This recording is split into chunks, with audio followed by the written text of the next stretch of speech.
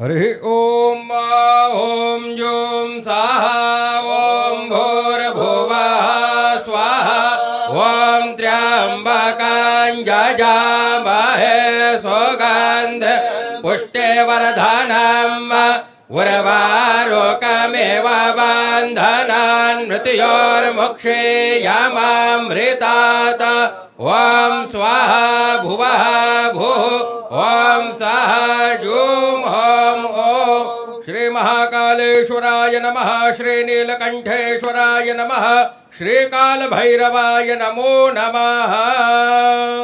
यं यं यं यक्षरूपं दशदिशि वदनां भूमिकम्पायमानां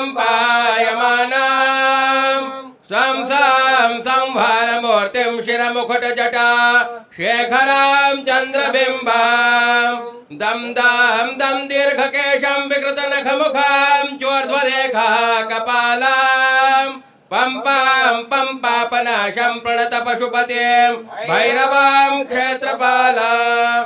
बोल महाकाल महाराज की, काल भैरव महाराज की जय। नीलकंठेश्वर महादेव कृष्णाय वासुदेवाय हरये परमात्मने प्रणतः क्लेशनाशाय गोविंदाय नमो।